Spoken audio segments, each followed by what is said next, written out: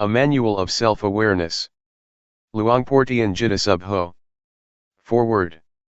Throughout the 30 years of his teaching, Pun Intapu, later known as Luangpor Teean Jita Subho, pointed out the true essence of truth which is latent in everyone without exception, regardless of nationality, religion, sex, or age. If the practice is performed correctly, one can see, know, and understand the truth, as the Buddha did. The method is to cultivate self-awareness, that, being aware of bodily movements, being aware of the movement of the mind. If one practices correctly and continuously, jnana panya, insight, will arise until the suffering comes to an end. We agreed to edit the teaching from various occasions and consolidate them into one source, so that they can be used as the manual for anyone who is interested. The contents of this book are the essence of Luangpor Teean doctrines, practical techniques as well as how to solve problems and obstacles that may occur. The fruits of practicing are included as a guideline in the appendix. We wish to thank to everyone who has helped in making this book possible. Luangpor Teean Jita Subho Foundation. Brief biography of Luangpor Teean Jita Subho. Luangpor Teean Jita Subho, 1911 to 1988, or Pun Intapu, was born on September 5, 1911, at Bohom, Umpur Chiangkan in the province of Lae. He was the son of Jean and Soam Intapu. His father died when he was young. Since there was no school in the small village of Bohom, he did not have formal education in his childhood. The boy, like the rest of them in the village, had to help his mother in running their farm. At the age of 11, he was ordained as a novice at the village monastery, and stayed there with his uncle who was a resident monk. During a year and 6 months in the monastery, he studied Laotian scripts and ancient local scripts. He also started practicing various meditation methods, such as the Budo and breath-counting methods. After disrobing, he returned to his home. Following tradition, he was ordained as a monk at the age of 20. Again, he studied and practiced meditation with his uncle for 6 months. After returning to lay life, he was married at 22 and had 3 sons. In his village, he was always a leader in Buddhist activities and was highly respected, and chosen to be the head of the village on 3 different occasions. Despite of heavy responsibilities, he continued his meditation practice regularly. Later he moved to Chiangkan, a larger community, where his sons could attend school. Being a merchant, he sailed his steamboat along the Mekong River between Chiangkan, Nong Khai Vientiane, or even as far as Luang Prabang. He had opportunities to meet several meditation masters, and his enthusiasm in pursuing Dhamma, the truth, continued to strengthen. Furthermore, he began to realize that many years of being good, making merit, and practicing various methods of meditation had not liberated him from his anger. Finally, he determined to start searching for the way out. In 1957, when he was nearly 46, he left his home with firm determination not to return unless he found the truth. He went to Wat Rung Siamuk Daram, Thumbone Punpro, Umpur Tabor in Nong Khai province, Umpur Sichian Mai at present, and practiced a simple form of bodily movements, except that he did not follow the recitation of the words thingning, moving, stopping, like others did. What he did was only being aware of the movements of the body and mind.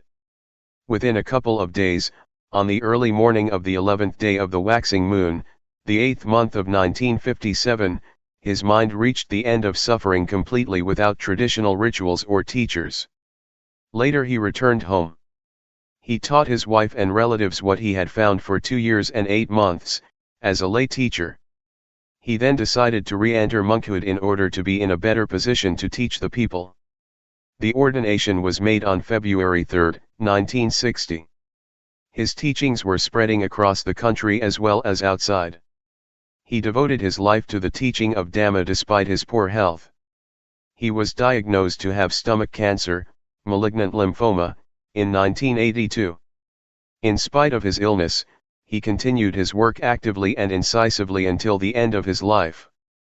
On September 13, 1988 at 6:15 p.m., he passed away calmly at the age of 77, in a hut on Ga Buddhadhamma, Tup Ming Kwan, Thumbone Gudpong in Lae Province. Introduction. 1. The Dhamma, the truth, which I am talking, belongs to everybody. It does not belong particularly to any religion, whether Buddhism, Brahmanism, or Christianity, nor to any nationality, whether Thai, Chinese, French, English, American, Japanese or Taiwanese. Anyone who realizes it, possesses it. One who realizes it, possesses it. One who does not realize it, does not possess it. It exists in everybody regardless of his religion. Having realized it, you cannot prohibit others from cultivating it. Having realized it, you cannot destroy it, because it is indestructible. Nothing can destroy it. It is impossible to stop others from realizing it, because one who cultivates it will realize himself. One having realized, it is impossible to destroy because is so all the time. To man himself is religion. Dhamma is in man. Man is Dhamma. The ancients said, heaven or hell is in the mind, so is nirvana, the extinction of all defilements and suffering. Where is the mind? Have you ever seen the mind? If you have never seen it, you should practice until you know what the mind is. Hell is mental suffering or unhappiness. When it fades away, we are in heaven. Whenever anger recurs, we then revert to hell. 3. The Buddha nature is the mind that is clean, clear, calm, pure, bright and quick. This kind of mind exists in everybody without exception. Water and mud are not the same thing. It is the mud that makes the water look turbid, but the water itself is clear. Our mind is the same.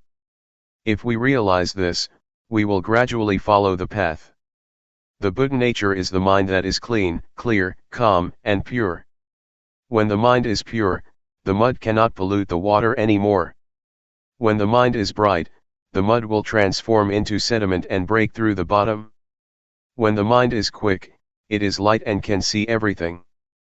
The mundane Dhamma, worldly truth, and the transcendent Dhamma, ultimate truth, are in coexistence. If we really realize the latter, then we can distinguish them from each other.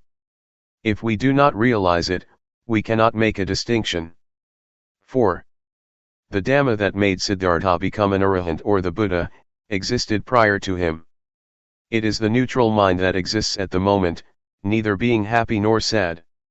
While you are listening to me now, how is your mind? It is neutral. Are you conscious of this state of mind? If you are conscious of this neutral mind, this is what we call calmness. You can work, talk or think anything. This kind of mind requires no effort.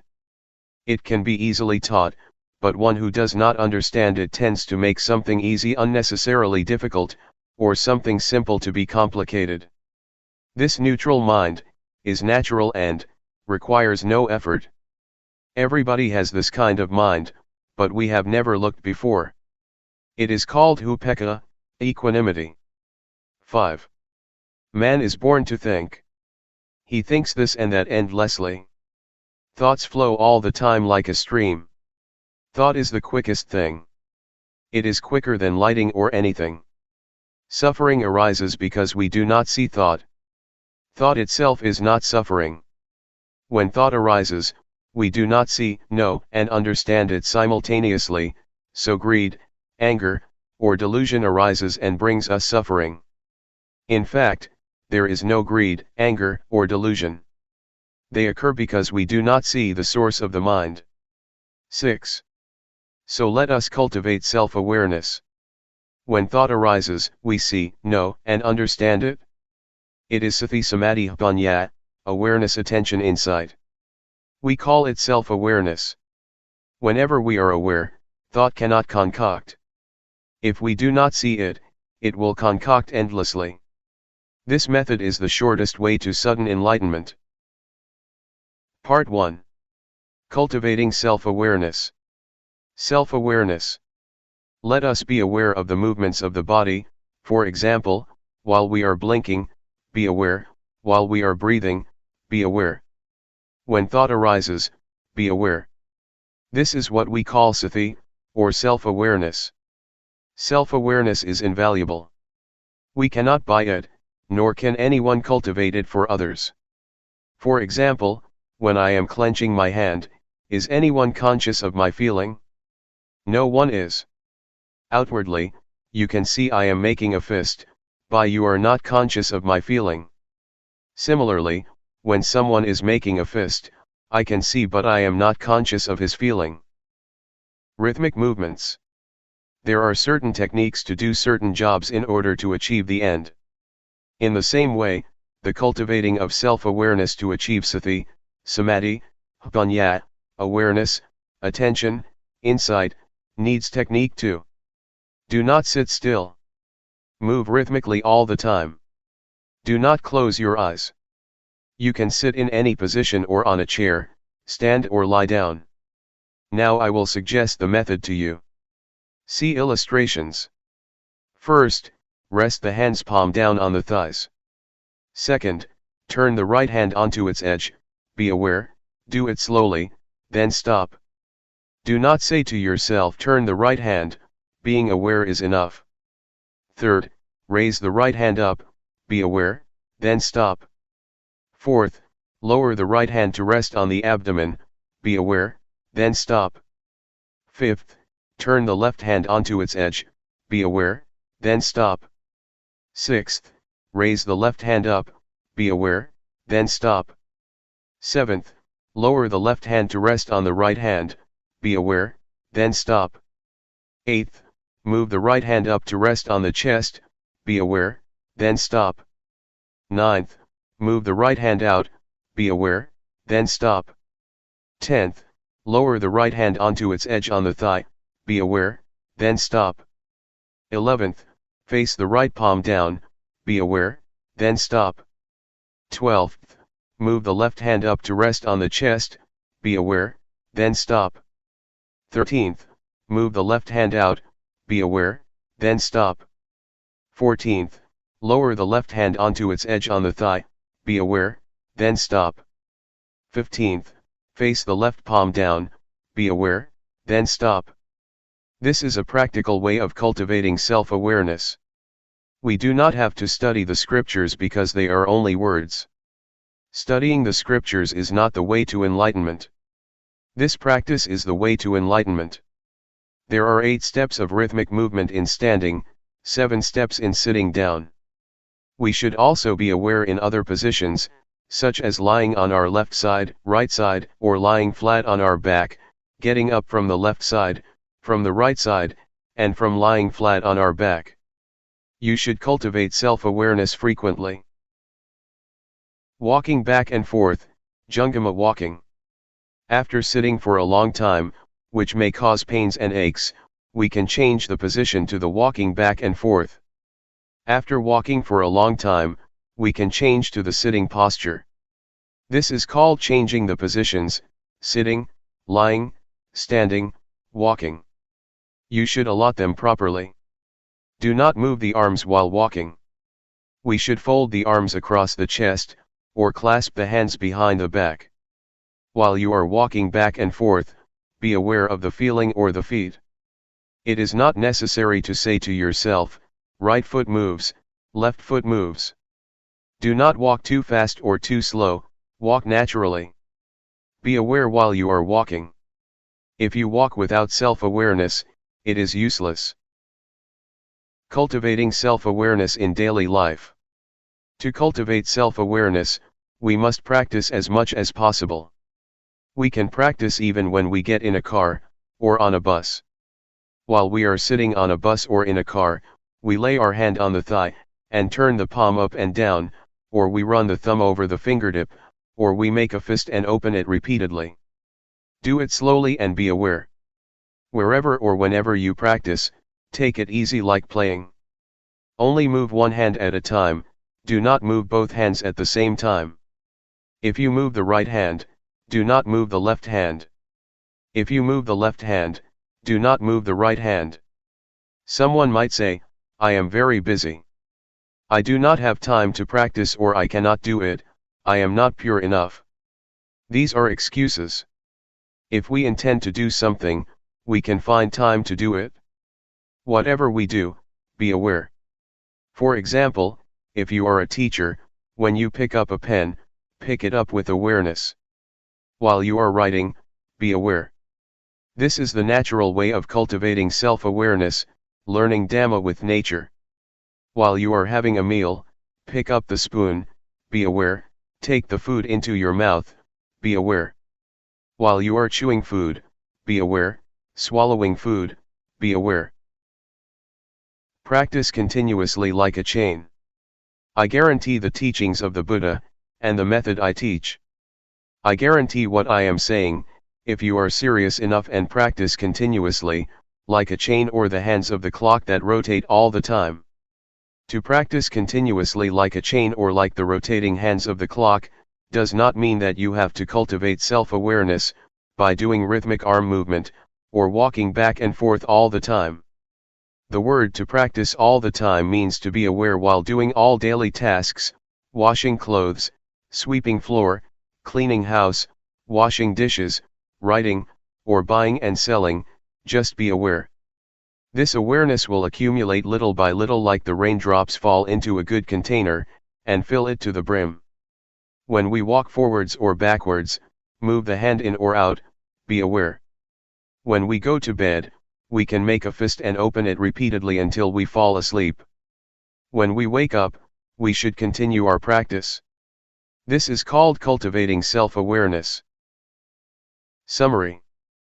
Practice the rhythmic movements continuously like a chain, as the Buddha taught. Be aware of it at every moment, standing, walking, sitting, lying, bending or stretching.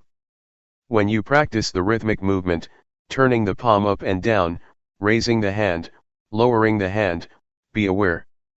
When you are nodding, and raising your head, be aware, leaning to the left, leaning to the right, blinking the eyes, opening the mouth, breathing in and out, be aware.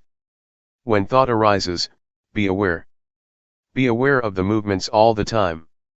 Do not sit still. This is the technique of cultivating self-awareness. The essence of practice, a handful leaves Dhamma, is being aware of the movement of the body and the movements of the mind. I guarantee, if you practice continuously and seriously as I have taught, in at most 3 years, suffering will end. It may take only 1 year. For some people it may take only 1 to 90 days. The result is that suffering will decrease, or cannot disturb you anymore. Part 2. Walking on the path. Be sure that our objective in practicing Dhamma is self-knowledge. We should start from the basic stage and go step by step as the Buddha taught. If we do not follow this way, there will be no progress in our practice. Basic stage. For the beginners, doing rhythmic arm movement is better than walking back and forth. Move the arm rhythmically, slowly, gently, and lightly. When it stops, be aware of it. When it is moving, be aware of it. If you move the arm too fast, you cannot catch up with the bodily feeling that arises, because the awareness is not strong enough. We should practice continuously, regardless of tiredness. If we think we are tired and take a break, there will be no chain of continuity. After you have realized something called Rup-Nam, body-mind, then you can walk back and forth. You must really realize it. When thoughts arise, do not stop them. Let them flow, do not follow them but come back to Rup-Nam. Always be aware of Rup-Nam. Sometimes, piti, rapture, will arise. PT will carry us away from being aware of Rup Nam. As long as we are not aware of Rup Nam, our mind will be gradually dulled. Thoughts will arise, let them arise freely. You might feel dizzy or suffocated, if you suppress them. Be relaxed, do not worry whether you are aware or not. The first stage that one will realize is Rup Nam objects. These are Rup, body, Nam, mind, Rup acting, Nam acting, etc. See the appendix. One should review backwards and forwards, over and over. While we are reviewing these objects, thoughts will arise. Let them go. Whenever we are aware, the mind will stay with Rup Nam objects. Review them backwards and forwards, until they are embedded in the mind. When thoughts arise, sometimes we are carried away by them, which might make walking or doing rhythmic movement faster or quicker. We should be aware and slow down. It does not matter how long it takes. Seeing thought mind stage.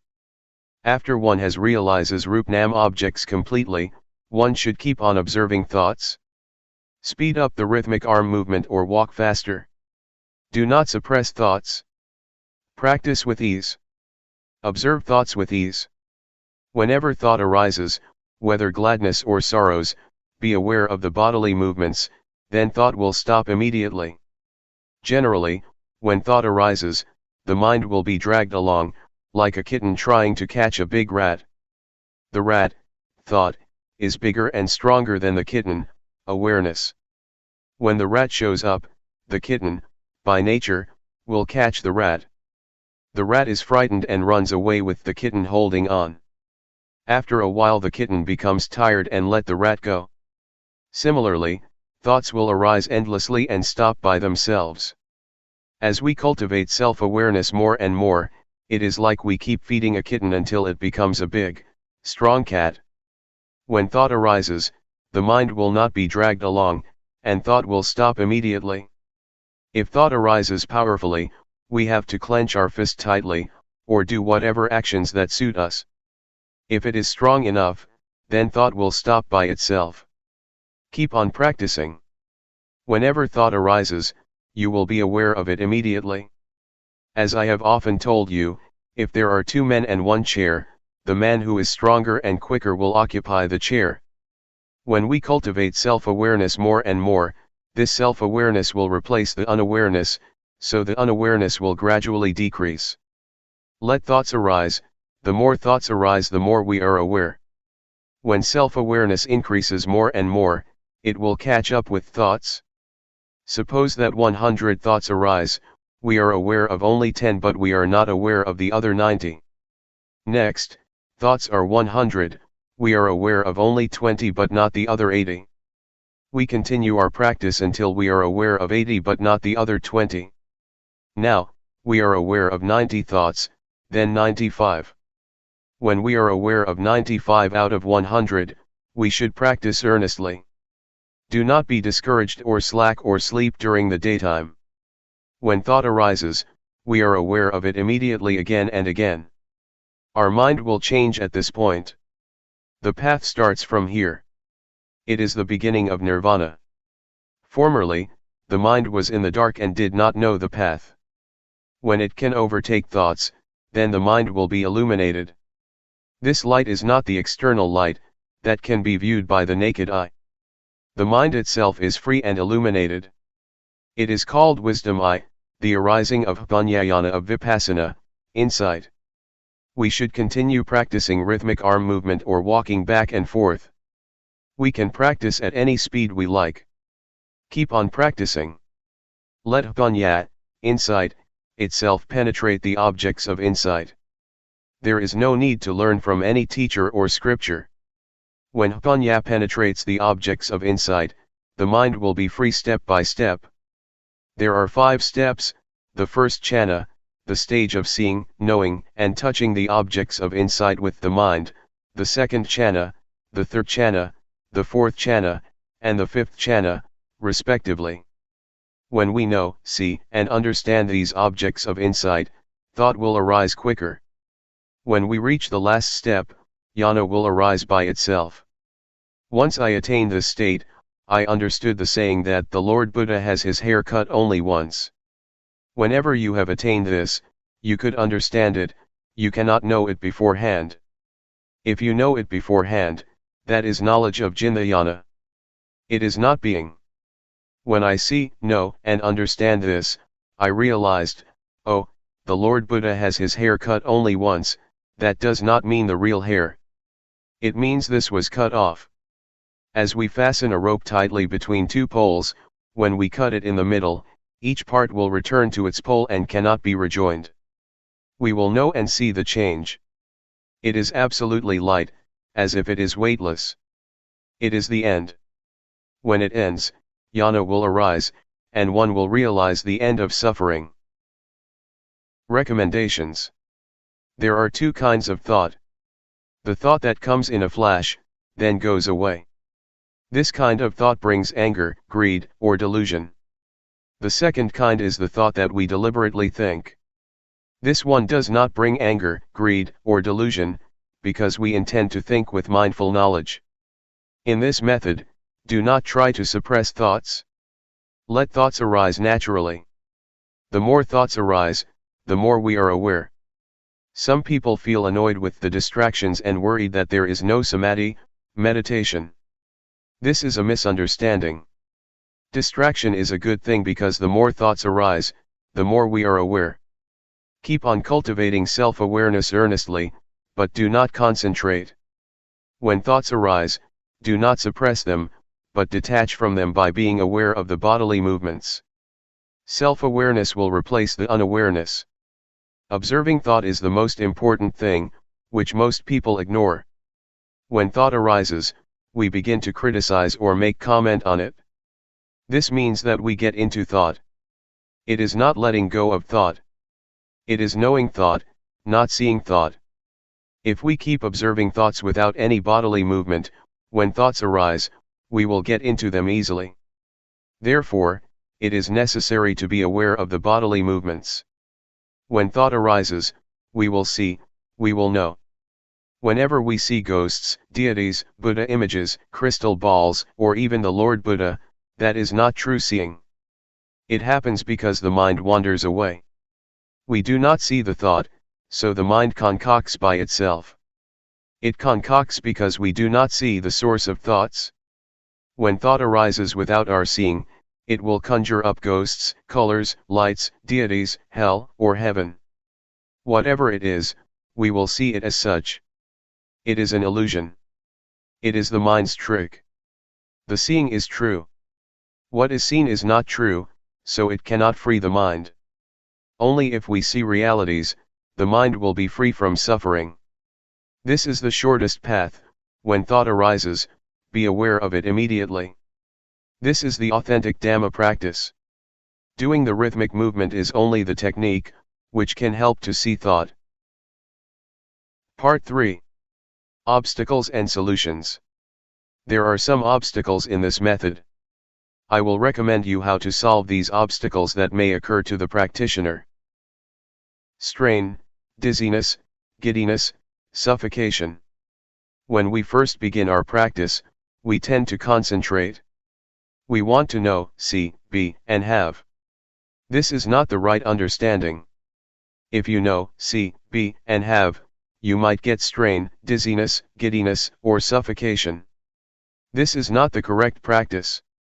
When thoughts arise so much, we do not like it and try to suppress them. This brings us trouble. The correct method is practicing with ease. Look far away and cultivate self-awareness lightly and gently. Do not concentrate. Move or walk comfortably and rhythmically with awareness. Drowsiness. If you feel sleepy while practicing, you should change to another kind of work, for example, weeding, washing your face, taking a bath, washing clothes. We should find a way to avoid the obstacle. Calmness under unawareness. Calmness under unawareness is called BT, rapture, clinging to calmness. This is an obstacle. The cultivating of self-awareness is not to obtain this kind of calmness, but always be aware of the movements. Vipassana. After we have attained Rupnam objects, this is the end of the basic stage. Someone will stop practicing because he thinks that he has attained the highest Dhamma. At this stage, knowledge will arise endlessly and we will be proud of this knowledge. When thoughts arise, he does not see them, and then gets into them. One who attaches to Vipassana will be talkative and arrogant. The knowledge of Vipassana will soon be forgotten and makes man too proud of himself. This is called Vipassana. The solution is, doing rhythmic movement with ease, do not concentrate or desire for the result. Do the movements lightly and gently. When thought arises, be aware of the bodily movements. Jnana. When one realizes Paramatha objects, see appendix, PT, rapture, will arise. One is delighted of this knowledge. In general, PT is good, but according to this method, PT is the obstacle of attaining the end of suffering. When PT arises, one will attach to it. We should do the bodily movements vigorously, and as much as we can, to turn the mind away from PT, and back to the movements. Do it slowly and rhythmically. When self-awareness increases more and more, PT will gradually fade away and the mind will return to the ordinary state. Suffocation, giddiness, or strain may arise. We should practice with ease, look far away and move gently. We should not stop practicing because of these obstacles, but continue our practice earnestly. Do not sleep in daytime but rest at night. Vipassana. According to the texts, Vipassana means seeing false as true, hell as heaven, evil as good. Vipassana is the state of mind, when one discovers something excellent, and thinks that he can keep it. So he leaves self-awareness behind to get that thing. It is like it was stolen by a thief. When he starts looking for it, it is no longer there. It is hidden.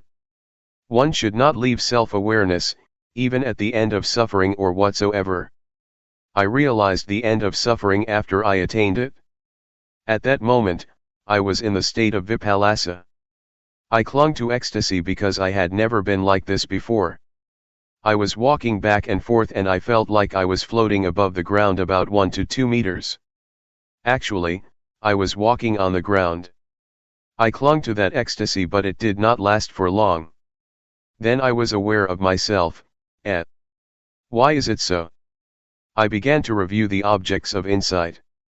At this stage, you should review the objects backwards and forwards, but this does not include Rupnam objects. After reviewing the objects, the ecstasy will gradually fade away. The mind will return to the ordinary state. Summary. If there is strain, dizziness, giddiness, or suffocation, we should do the movements gently. Do not concentrate. Do it with ease, look far away, then the uncomfortable feelings will loosen by themselves. The solving method of Jnana is the same. Vipassana and Jnana must be solved by correcting the technique. Do not review the objects of insight. In the case of Vipassana, we must review the objects of insight, Paramatha objects. Practice with ease. When the objects are clear, the strain will gradually decrease. Let thoughts arise, do not suppress them. When you practice, you must take care of yourself. Do not expect other people to take care of you. When anything that is not normal arises, you must stop practicing immediately. The abnormal state will gradually decrease by itself. Epilogue. 1. If we have right understanding, Dhamma practice will not be difficult. The truth that the Buddha taught exists in man. What he taught, everyone can do. 2. This method is easy. It is not necessary to study the scriptures, because the truth exists in man. Everyone can be aware of the movements of his own body and mind. Though we are not aware of ourselves, the bodies still move and thoughts arise, but we are not aware of them. The mind will conjure up unreality, if we are not aware of the movements of the body and the mind. This method is nothing other than being aware of the movements of the body and the mind. In other methods, There are many activities, for example, keeping precepts or practicing concentration. This method is not related to anything else. Why not? Because the truth exists within ourselves. 3. When we cultivate self-awareness, we should let every part of the body and the mind work naturally. Do not force them against their nature. This technique can be applied naturally, and does not do anything against the body's functions. Eyes, to see. Ears, to hear. Nose, to smell. The bodily movements must be done in a natural manner according to their functions. The mind generates thoughts, let it functions freely. Do not do anything against the natural functions of the body and the mind, but cultivate the self-awareness to catch up with the movements of the body and the mind. 4. There are two kinds of calmness. The first is the calmness under unawareness, a dull calmness like a brick or stone. It is called calmness without banya or calmness under delusion. The second is calmness with awareness. It may not be called calmness, but should be called enlightenment. This kind of calmness is calmness without anger, greed, delusion, calmness without ignorance, calmness without unawareness. Whatever you call it, it is only words. Calmness with awareness means we do not want anything else. We no longer seek for teachers, or methods, or places. Calmness means cessation. 5. The rhythmic bodily movements and the cultivating of self-awareness cause banya. This banya does not arise from intellect. It arises from the law of nature. We call it jnana banya of Vipassana, wisdom of insight. What is the meaning of banya arising? It means banya arises from the realization of a set of insight formulas. It is not necessary to learn these formulas from the scriptures. This set of insight formulas means success which is within the formulas themselves, as diamond buried in the mud, after being sifted, only the diamond remains. We should practice until these formulas appear naturally and exists permanently. Everybody has the set of formulas within himself. After attaining the end of suffering, jnana will arise. Birth is extinguished, existence is extinguished, the religious life is complete, and there is nothing left to do. The studying of Buddhism ends here. 6. Cutting the hair only once means, the body returns to its original state, and the mind returns to its original state by the law of nature. This is neither long nor short. It is insipid, wonderful, and respectable. You have never attained it before. Dhamma is not what you can imagine, you have to practice until attaining the state of being. Everyone should keep in mind that if we do not attain this state, when we are nearly died, about 1 to 2 seconds to 5 minutes before the last breath, we will experience this, then our breathing stops. This is the truth, the ultimate truth. Everyone must die and will experience this. If we do not realize this, we will live in the mundane world. If we realize this, it is the way out. When we see this, birth extinction state, we will realize the state of dying. It must be like this. We will know how to die. Everyone must come to this point. No one can escape because everyone must die.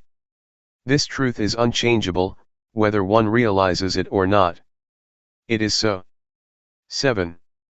Being aware of the movements of the body and the mind, can lead us to this point, the end of suffering. This is the path to walk by oneself. It is the one and only path. This path is different from others. You will realize Rupnam objects within 5 to 10 days, if you practice earnestly. One who practices seriously, within 1 to 3 months, his state of mind will change. It is the beginning of the path. If you are a conscientious man, no longer than 3 years, you will attain the end of suffering. For one who is not serious enough, it is useless even after 10 years. I have challenged many people to practice. More or less, some must have realized. Warning. You should not practice according to your own content, opinion, or thought. In order to make your practice progress, You should be obedient to the instruction of the craftsman, the teacher. You should avoid talking to each other, and refrain from taking all kinds of addictive things, such as cigarettes, tea, coffee, etc., otherwise your mind will be attached to them. You should practice with determination. Do not deceive yourself. Do not sit still. Keep doing rhythmic movements continuously. Do not concentrate. Practice with ease. Open your eyes. Let thoughts arise freely, do not suppress them. For this method, you will see, know, and understand this way, see appendix. If you see other than this, it is not correct. Normality. Luangpor Teean, 1911–1988, was one of the most remarkable teachers of Buddhist practice, to appear in Asia in modern times. His teaching issued very directly from his own experience, intensely personal and original. Not a scholar nor academic, but a simple man who spoke very frankly about his experiences. His method of meditation employs simple hand and arm movements as a way to increase awareness. If you are searching for ways to calm a busy mind, Luangpor Teean's gentle teaching will guide the way. Luangpor Teean Jitta Subho. Forward. The way Luangpor Teean teaches differs somewhat from other teachings because he speaks directly from his experiences. Luangpor Teean couldn't read or write, nor speak Central Thai, only the Lao dialect, until 12 or 13 years before he died. Because of this lack of academic knowledge, his words don't always correspond to the accepted interpretations of those words. One who is attached to conservative explanations will find this unacceptable, but someone with an open mind, concerned about what is behind the words, can step over rigid views about what things mean. For example, the four chanas are explained in terms of the four stages of enlightenment, and seeing the Tathagata, as seeing oneself. Some of these points could be seen as ready-wit, Pali, Patipanna, and at the same time, their meaning recognized. Other things need a mature attitude of not fussing about definitions, but sincerely opening up to what Luangpor is trying to convey. It is unlikely that it will escape the reader's attention that Luangpor Teean was a simple man, who spoke very frankly about his experiences, and the reason he did so seems rather obvious. With confidence one is liable to open up the mind more and come closer to what Luangpor is pointing to.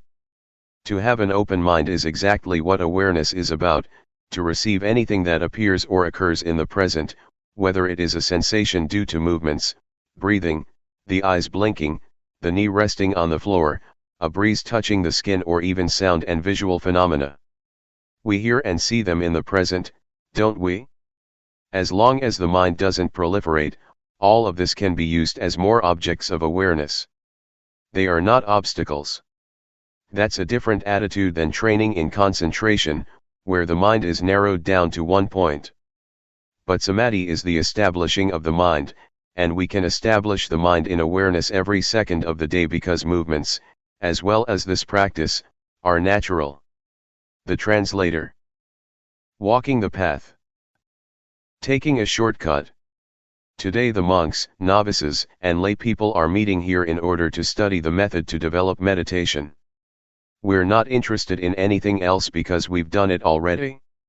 For example, making merit, being generous, upholding precepts and doing tranquility, meditation. As for insight meditation, we've heard about it, but we don't yet understand, or we've only practiced it a little bit. Therefore, before we start practicing insight meditation, we have to rely on listening and reading from scriptures before we understand what tranquility meditation is and what insight meditation is. Developing awareness is the path that the Buddha teaches. Things outside of Buddhism. Making merit, being generous, keeping precepts and doing tranquility meditation are a pair with the world. Whether there is a Buddha or there is no Buddha, these things exist anyway. When Prince Siddhartha was born, Brahmins were assiduously looked after, which is making merit and offerings. As for tranquility meditation, it's a matter of psychic powers, a matter of ambition. We've probably heard about becoming invisible, flying through the air, diving into the earth, reading other people's minds, multiplying oneself, reciting magical verses to obstruct vision, and hearing by entering absorption. This is not insight. According to the Buddha's biography, when Prince Siddhartha ordained, he studied with the hermit Alara, and mastered 7 absorptions, 4 form absorptions and 3 formless absorptions. But suffering still existed. That is to say, there was still greed, hatred, and delusion. He was not satisfied with this and so studied with the last teacher, the hermit Utthaga, until he mastered the 8 absorptions, 4 form absorptions and 4 formless absorptions. The hermit said, "That's as much as I know." But the prince was still not satisfied because there was still greed, hatred, and delusion. He wasn't liberated from suffering yet. This shows that tranquility is not able to put an end to suffering. After this, the prince tormented himself, together with the 5 ascetics who were following him. He fasted until his body was so thin that it was just skin over his bones, and he held his breath. But even after doing all this, greed, hatred, delusion, satisfaction and dissatisfaction still persisted. There were still defilements. Things inside Buddhism. So the prince gave up those methods and started to eat fruit. Because of this, the 5 disciples avoided and eventually left him, so he practiced by himself. Having eaten some rice offered by Miss Suchata, his body recovered strength. He reflected on the various methods that he had been practicing but which were not capable of shaking off the defilements. He still had troubles and suffering. So the prince turned around and looked at his mind and was, at last, successful. He attained Anuttara Sammasambodhiyana and became the fully enlightened Buddha. He was able to conquer all the defilements and to extinguish suffering, leaving only coolness. His body was back to normal and his mind was free of suffering at last. He lived with and enjoyed the happiness of awareness and wisdom. Having attained this, the Buddha shrank back from teaching, reflecting that this practice was profound, and it would be hard to understand. So it can be taken that mind development is something difficult to do, and that this is what Buddhist teaching is about. As for making merit, being generous, keeping precepts, and doing tranquility meditation, it is not the teaching of the Buddha, but a teaching of teachers at large. Teachings outside of Buddhism. There were many sects in India. Some sects taught to lie roasting on fire so that defilements would dry up, some taught to lie on thorns to endure through the pain and torment that resulted from that, in order to get rid of defilements. Some sects ought to give up everything including clothes, a practice known as naked asceticism, so as to induce the feeling that there is no self, no shame. It was believed that defilements would be dissolved that way.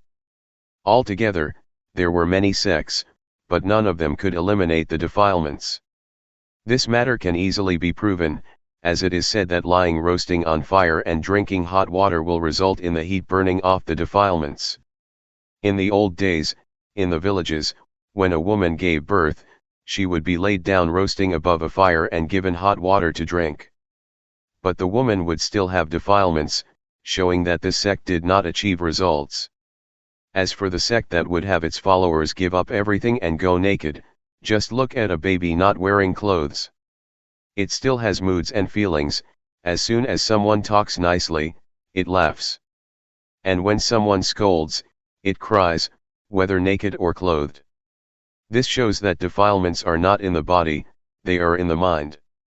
Therefore, to practice Dhamma we have to practice at the mind.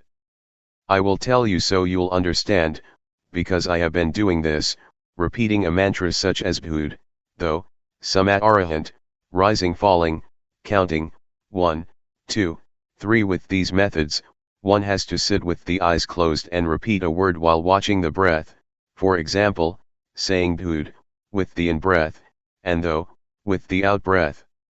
I've done quite a lot of this, but there was still satisfaction and dissatisfaction, greed, hatred, and delusion didn't diminish. This kind of practice is called tranquility meditation. Tranquility meditation is not more than a means to make the mind peaceful, but it is peace under the influence of delusion. It's just like putting a rock on top of grass. As long as the rock is on top of the grass can't grow, but when the rock is removed, the grass grows just as before, or maybe even more vigorously than before. It is true that there is no lopa, dosa, and moha when we're sitting alone, with the eyes closed, but as soon as we go back into society, like and dislike are born again. This is how it is. Going off to stay in a cave in a forest or the mountains cannot extinguish suffering, just because of going to stay there. At first, I did it like that also. The teachings inside Buddhism. The word Vipassana translates as realizing and truly seeing. Seeing what? Seeing impermanence, instability, and non-selfhood. When having insight, one views things differently than before. It is a transcendency. When we don't yet see clearly nor truly know, then acting, speaking, and thinking are as before. It is not yet Vipassana. But when we feel differently than before, that is, greed, hatred and delusion decrease, it can be called Vipassana. A handful of leaves, awareness. To practice insight meditation, the Buddha teaches us to develop 4 foundations of awareness, namely 1.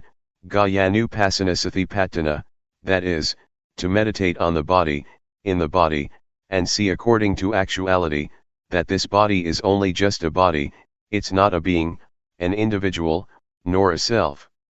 It is neither me nor it. 2. Vedananupassana Satipatthana, to meditate on the feelings, and see according to actuality, that these feelings are only just feelings, they are not a being, an individual, nor a self. They are neither me nor them. 3. Jittanupassana Satipatthana, to meditate on the mind, in the mind, and see according to actuality, that this mind is only just mind, it is not a being, an individual, nor a self. It is neither me nor it. 4. Dhammanupassana Satipatthana, to meditate on the mental objects, in the mental objects, and see according to actuality, that these mental objects are only just mental objects. They are not a being, an individual, nor a self. They are neither me nor them. The teachings of the Buddha are many, I'm not able to describe all of it. We've probably heard that at one time our Buddha was walking with a number of monks in the forest. Seeing fallen leaves scattered around, the Buddha picked up a handful of leaves and asked those bhikkhus, monks, which is more, the leaves in my hand or all the leaves in the forest? The bhikkhus answered, the leaves in the forest are more than those in your hand, so much so that they cannot be compared. The Buddha then taught that the knowledge and understanding that the Buddha had studied was comparable to the leaves in the forest, and the knowledge that he taught us was comparable to a handful of leaves. The leaves in the forest stand for making merit, generosity, keeping precepts, and developing tranquility meditation, and the handful of leaves for insight meditation.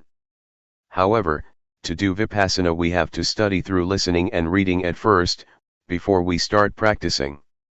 Otherwise we'll waste a lot of time gathering all the leaves in the forest. The practice of Vipassana that the Buddha teaches, though developing the 4 Satipatthana, means learning to be aware. The Buddha said that there are 2 things that are of great assistance, namely, first, sati, to recollect or not forget that there is the body, that there are movements, that there are feelings, that there is mind or that there are mental objects. Before doing or thinking anything, know it with awareness. And second, sampajanya, to realize, the moment we're thinking something, to realize it fully. Sati sampajanya, when using ordinary language, just means to wake up, to awaken, to feel oneself all the time. Developing awareness gives rise to wisdom. Talking from experience, it is not necessary to sit with the eyes closed in order to develop awareness. I've done the method of sitting with closed eyes, and wisdom didn't arise. But doing the new method, my method, wisdom did arise, and I got the feeling that is in accordance with the texts. Some people may think that my method is new because they've never heard it before, but actually it is as old as the Buddhist teachings. A. Arouse the body to always feel and be awake. The development of awareness that I'm talking about and have been doing is done as follows. We can either sit down on the floor or on a chair, and it can even be done in the lying or standing position. Catch with your awareness the movements of the hands, turn the hand up, turn the hand down, raise the hand, lower the hand. Be aware of each posture. Do this often. This is the coarse way of developing awareness. Simply speaking, walking, or lying down, or whatever you may be doing, know it. Everyone can do this method, no matter what religion one believed in. It can be practiced by all.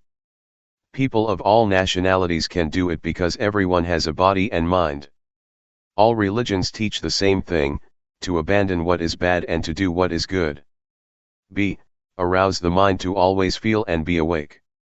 Having developed awareness until one is skilled at it, catch the feelings in the mind with awareness, following whatever comes up, no matter what one is thinking. Know and see it. Keep watching your own thoughts continuously. Regardless of what you're doing, look at your own mind all the time, no matter what it is that you are doing, reading a book, writing, digging, cutting grass or bathing. Keep watch over your own mind all the time. What kinds of feelings are coming up? Satisfaction, dissatisfaction, worry, doubts, etc. These things are all thoughts, objects. Watch over these thoughts and objects. Then we will see the various kinds of thoughts, such as gladness, sadness, desire to get, desire to not get, anger, hate, and so forth. They don't exist all the time. They arise and pass away, they change all the time. We are not glad or sad for 24 hours. See, to know and see according to reality. Change, arising passing away, is what the Buddha showed to be impermanence, instability and non-selfhood. So don't follow moods. The Buddha proclaimed that he was enlightened by working with the mind. We have to look at our minds. Watching the mind is turning on the light by using the switch. When we do this often, awareness will become nimble and quick, awareness will intercept greed, hatred, and delusion and prevent it from arising. Awareness and concentration are together. As for wisdom, it means knowing and seeing clearly. In Pali, it says Nati Panyasama, meaning there is nothing as bright as wisdom. And Sathi they sung Navaranung, meaning awareness is that which prevents the stream of defilements. There isn't anything that is fast enough to hold back the stream, other than Sathi. It is this awareness and wisdom, that come and contact, know, see, and stop it, not letting us become deluded. This is because Sathi, Samadhi, Panya, is opposite to dosa, moha, lopa. If we don't see, know, and understand, there is full greed, hatred, and delusion. It is comparable to nighttime, when it's dark. As soon as we light a candle there is light and the darkness disappears, because darkness is afraid of light. As soon as the candle goes out, the darkness immediately comes back. D. Peace as result. That I'm giving some reflections and explaining, this shortcut method of practice is in order for you all to take it, and practice with it, so that you get quick results and don't have to waste time. This method can be used in daily life, there is no need to stop working in order to practice. Some people have practiced a bit already, and some people have only just heard it. Some people who have never heard it might feel displeased. If that's how you feel, then discard that feeling first, the knowledge that you have learned before. Put it down for now and test out what I'm saying, try it out and you will know what the results that arise are like. I dare to guarantee that, this method is at least 80% right according to what the Buddha teaches. Talking according to just my own personal feeling, it is 100% right, because having practiced it, I know that it alleviates greed, hatred, and delusion. When those things diminish, peace arises instead. Full awareness as result. I'd like to give another example. Take a glass. We can see that there is air in the glass. When we pour water into it, the air goes out and the water is in it instead. Then, when we pour the water out, the air goes back in and replaces the water. This compares with our turning up the hand. We know, we have awareness, sati comes to replace not knowing, delusion. Not knowing goes out of our minds. Do it often. Catch the feeling often, in all postures. Sati will increase, and delusion, not knowing will decrease just as the water replaces air in the glass. Maybe some of you have heard about, or have been taught, to make merit, for example by building a ceremonial hall or temple, and you get merit for this or that many eons. And you've probably heard that, 100 years on earth equals one year in heaven. The angels throw one sesame seed in a pit that is 100 leagues deep. When it is full, that's 1 eon. Other than that, you've probably heard that to once put food into a monk's bowl, you get rewarded for 6 eons, sending a container with food to offer to monks, one gets rewarded for 5 eons, to send food for the midday meal, 5 eons.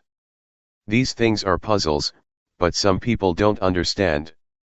If you want to understand, you have to practice, to develop awareness, by turning the hand up and down, feeling it. Before, we would do things without sati, not feeling anything at all. It's comparable to an abyss or pit that is empty, nothing in it, just like in that puzzle. But when training in awareness, catching the movement in all postures, for example, blinking the eyes, sitting and lying down, we are aware, feeling it, knowing it. When doing this, sati increases, just like the sesame seeds that fall in the pit, or abyss that is 100 leagues wide, and 100 leagues deep. The aim of this comparison is that we train a lot in awareness, and that we do it a lot in order to get results, to make sati full, so that we are not negligent or deluded.